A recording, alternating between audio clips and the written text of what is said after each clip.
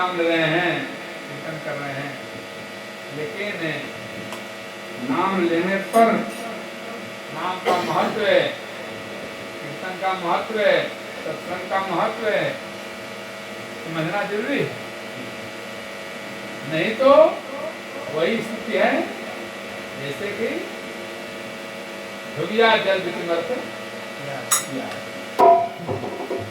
जल में खाना तो है,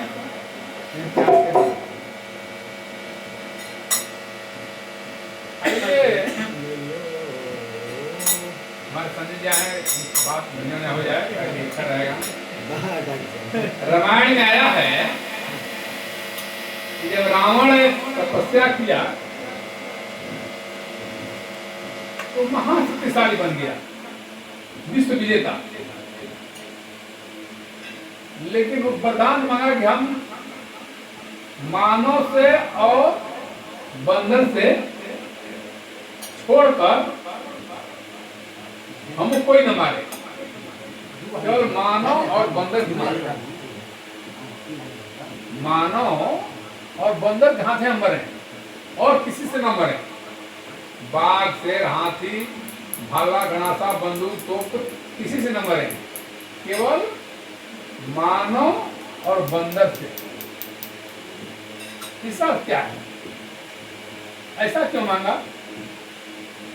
क्या तोप है, बंदूक है, बंदर, भालू है, हाथी है, शेर है, सांप है, लेकिन सभी जीवों को वर्णन नहीं किया, बोला मानव और बंदर को छोड़कर बाकी चीज से न मरे, इसलिए कि दोनों से शक्तिशाली। देखिए, रामायण कहने का अर्थ है कि मनुष्य के अंदर जो भी रावणत्व है, यानी दुराचार, व्यभिचार, अहंकार, अज्ञान रूपी रावण। रावण क्या है? रावण महाशक्तिशाली था, लेकिन भाई अज्ञानी हो गया, ज्ञान पाते भी अहंकार में अज्ञानी हो गया, कामी हो गया, अहंकारी हो गया, दुराचारी हो गया। तो मनुष्य के अंदर जो भी दुराचार है, व्यभिचार है, वह उसका जब भी नाश होगा, जब भी नाश होगा तो मानवता से ही नाश होगा। दानवता का जब भी नाश होगा तो मानवता से होगा। नहीं समझा? जैसे हर आदमी खैनी खा रहा है, पान खा रहा है, शराब पी रहा है, चोरी कर रहा है, बदमाशी कर रहा है, लूट रहा है, घूसतान हो रहा है, पूरा लाइफ तो इसी में व्यतीत कर देता है। पूरा जीवन जो है बचपन से बुढ़ापा तो इसी में करता है। लेकिन इस रावणत्व को खत्म करने के लिए कौन सी है? मानवता ही। मानवता क्या चीज है? जब अपने आप को आप साध लेंगे, सीख लेंगे, एक सही कसौटी को उतार लेंगे, वही मानवता। और साधते नहीं है, मन के चंचलता में पड़े रहते हैं, अहंकार में, अज्ञान में, दुराचार विचार में, निरावणत्व में। दुराचार हो, व्याभिचार हो, या जितना भी मनुष्य का कर्म है, अच्छे विचार को छोड़कर, अच्छे कर्म को छोड़कर, वो रावणत्व है, रावण है। तो रावण का राक्षसी प्रवृत्ति का, रावण ने राक्षसी प्रवृत्ति, राक्षसी प्रवृत्ति का जब भी अंत होगा तो मानवता से, उसको मानव ही मार सकता है। तो मानव किसे बनना है भाई? पहले मानव बनना सीखे हम लोग। मानव बनकर हम लोग दानव बने हैं, मानव बनकर भी दानव बने हैं।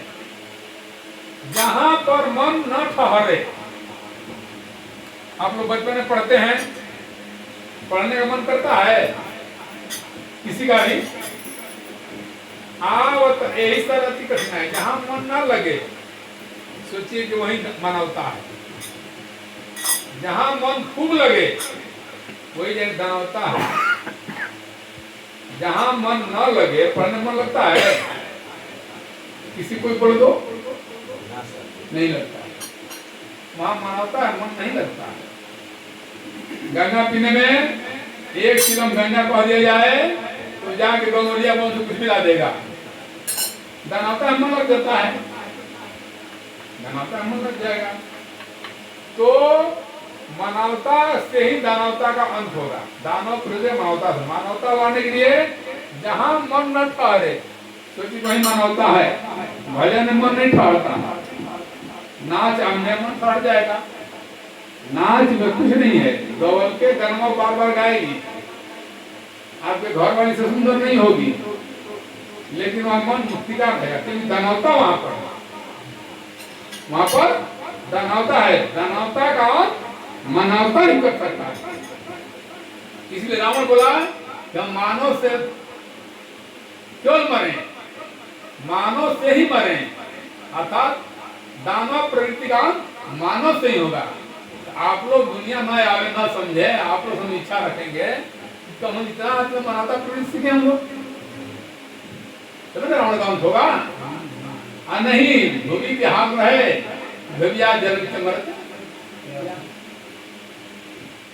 तो मनुष्य बनने के लिए बहुत से साधन है, ऐसे नहीं मनुष्य बन पाएंगे। राम ऐसे नहीं बने। राम अपने आप को साध है। क्या साध है भाई, क्या साध है? सही उतरना देगा कुछ। एक बार संजय जी माधोदास जी संत थे जनकपुरी में, माधोदास जी संत तो भिक्षा मांगकर जीते थे।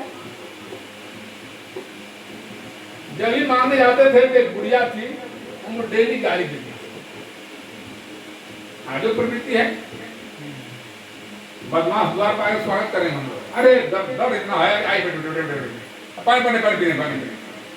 लेकिन सही समझदारी सही ज्ञानी आ जाए ये भगवत नहीं है,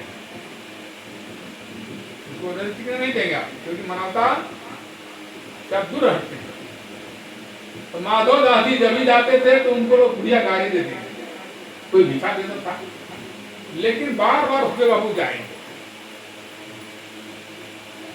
किसी ने पूछा कि आप बुढ़िया की गाली देती है, आप क्यों उसके द्वार पर जाते हैं? माधव दास जी बोले कि जो कोई नहीं देता है वो बूढ़ी माता देती है, क्या ना जाए वो भी देती है हमको।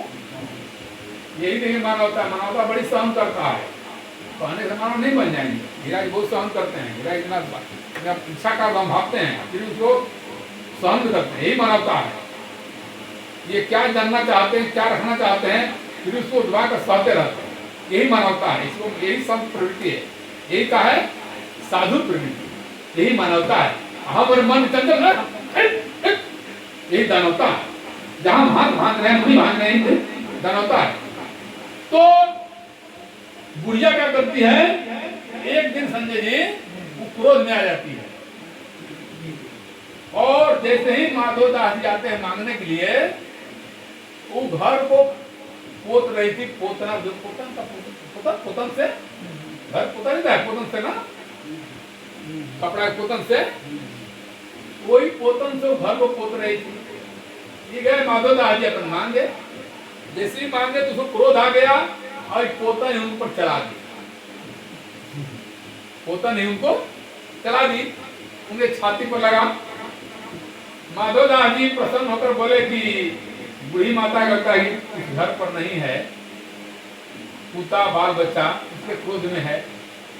बूढ़ी जा पुता दे रही है, पुता क्या सबको पुता तो जहाँ माता तो पुता होगा, पुतना पुता दे रही है, पुतना ना हमको कहने नहीं पोता सब है, पोतने वाला तो तुमको पोता होगा। बुढ़िया को पोता नहीं हो रहा था, संत का वाणी है ना, बूढ़ी माता को पुता हो गया, मैंने कि नाती हो गया, पोता हो गया। तब तो वो बूढ़ी माता रोने की मैंने बहुत बड़ा गलती कर रहा। कहने का मतलब है कि माधव जानी संत मानव बनने की कितना बर्दाश्त कर रहे हैं, फिर भी बुढ़िया मारी जिसको पोता दीजिए, जा बोले कि माता तुम हमको पोता से मारी तो पोता हो जाए। तो उतना मानव बनने के लिए सहना पड़ता है, तब जाके मानव बन पाता है। श्री राम इतना से जंगल में चले जाते हैं, इतना बड़ा राज्य को उनकी पिताजी कह रहे हैं कि तुम हमारा विरोध करो, तुम्हें रह जाओ, फिर वो जंगल जाते 14 साल तक रहते हैं। भरत जी जाते हैं, बहुत मनाते हैं, भैया मैडम हम ले चल रहे हैं, आप लोग तनखे में हम होगा आगे कुछ पढ़ेंगे, ये मनाता है, ये जनाता है, बहुत जाना है। तो भरत राम जी नहीं आते हैं, स्वयं के कई कहती है कि तुम हमारे वचन चलते आए हो, हम अपना वचन वापस लेते हैं, मन से लौट जाओ, काम करने नहीं मानता। वचन एक बार होता है, आपने जितने देश को निभाना, इसलिए मानव बनने के लिए बड़ी कष्ट उठाना पड़ता है, तब जाकर मानवता आता है। और तब उस मानवता से आपके अंदर का जो दानवता है, गरीबी है, परेशानी है, रोग है, दानवता है। आपके अंदर जो रोग है, गरीबी है, परेशानी है, कष्ट है, वो सब क्या है? दानवता है। उस दानवता का मानवता से ही हो, और मानव बनने के लिए बड़ी कष्ट हुआ। दूसरा वरदान मांगे, बंदर से न मरे। क्या मांगे हैं? बंदर क्या चाहिए भाई? बंदर देखने में बड़ी चंचल होता है, बहुत चंचल होता है बंदर, बंदर बहुत चंचल होता है। तो मन बहुत चंचल है, मन जो है बहुत चंचल है, आपके अंदर एक बंदर है। कबीर जी लिखे हैं कि बंदर दूहे गाय। क्या लिखे हैं? लिखे ना, पढ़े ना आप लोग। बंदर एक तरह मैंने ऐसा देखा, बंदर दूहे गाय। यानी मन जो है आपके 10 इंद्रियों को दूह रहा है। 10 इंद्रिय का है, वह गाय है। आंख है, क्या चीज बढ़िया देखने, कितना परेशान रहता है। जीभ कहता है क्या ना मुंह में सत्संग हो जाता है, फाक ले, ये मन से चलता है। जीभ नहीं मानता है, सत्संग न हो रहा है, कपट तेरे मन में खैली भाई तो मेहनत रहता। ये मन है, यही तो बंदर है। ये बंदर मन क्या करता है? जीभ को धोता है, ए शांत रहो, सत्संग चला है अभी। और जो जीभ को नहीं धोएगा वो रसपान नहीं करेगा। कान है, इंद्रिय कान है, कान कितना सुनने के लिए बेचा रहता है। अरे मुजरा हो गया, इस मुजरे को, गंदे चीज को धोना है तो मन को कंट्रोल करना है। और जब मन कंट्रोल करेंगे तब गाय का दूध का मजा ले पाएंगे। इसलिए मानव बनना है, पहले मन को कंट्रोल करना है, और मानव बनना है तब दानवता का अंत करना है। और ढेर भाषा बात भी हर जगह समझ आएगा, कमे कमे। मन की तरंग मार लो, मन की तरंग मार लो, बस हो गया है। मन की तरंग मार लो, बस हो गया। मन की तरंग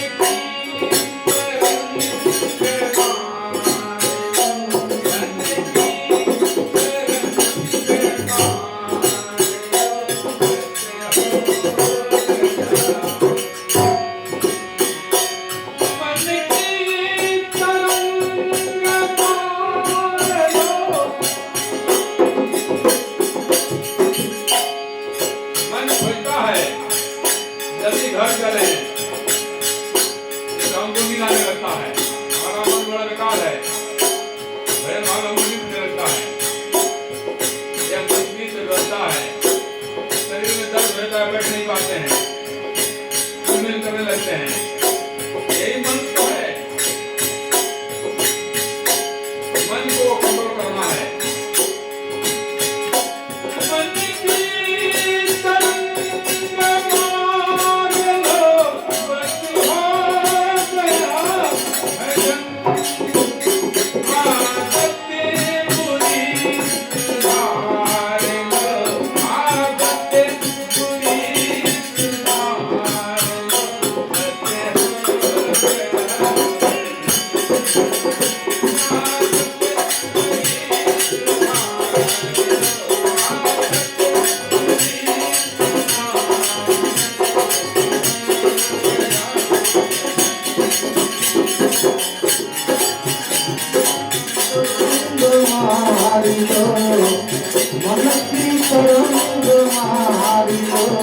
बस हो गया भजन मन की तरंग मार लो बस हो गया भजन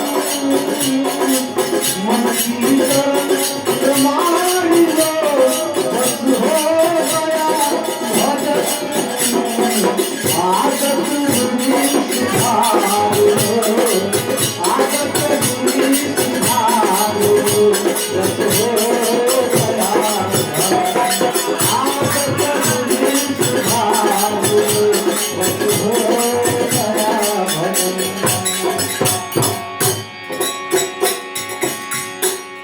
यही समस्या है, यही भजन है, यही सुख है, यही मानवता है। आए हो तुम कहाँ से, जाओगे तुम कहाँ? आए हो तुम कहाँ से, जाओगे तुम। हम लोग आए हैं कहीं करते, हम लोग एक जगह से आए हैं,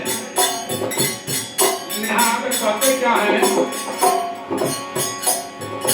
हमारा घर है, हम अमुक जाति हैं। एक बात और है, अपने में खेते में धर्मशाला में और घर में क्या अंतर है? जहाँ ठहरना है, जहाँ ठहरना है उसे धर्मशाला कहते हैं, समझे जी। और जहाँ रहना है उसे घर कहते हैं। एक संत गए एक राजा के यहाँ, बोले कि आपके घर में हम ठहरेंगे। राजा बोला ये ठहरने घर नहीं है, ये रहने वाला घर है, चलिए आपको बाहर रखेंगे हम। बोले कि नहीं ये धर्मशाला है, यहाँ हम ठहरेंगे। राजा बोले मैं कहता हूँ ना धर्मशाला सफेद धर्मशाला है, वहां रुकना है। राजा जीत कर दिए, संत जीत कर दिए कि हम नहीं रुकेंगे, ये धर्मशाला है। संत बोले अच्छा ये बताओ ये घर किसका है? महाराज मेरा है। तुमसे पहले किसका था? हमारे दादा का था। इससे पहले किसका था? हमारे परदादा का था। इससे पहले किसका था? उनके दादा का था। बड़ी सुंदर बात है। तुम्हारे बाद किसका रहेगा? हमारे बेटा का रहेगा। बेटा के बाद नाती का रहेगा। तब एक तुम्हारे का होगा। ये भी एक धर्मशाला है। यहाँ तो कहते हैं तो राजा का आँख खुल गया, बोला कि हाँ महाराज ये धर्मशाला है। तो अज्ञान को हम मान लेते हैं कि हमारा घर है। आए हो तुम कहाँ से, जाओगे तुम कहाँ? आए हो तुम कहाँ से, जाओगे तुम कहाँ? इतना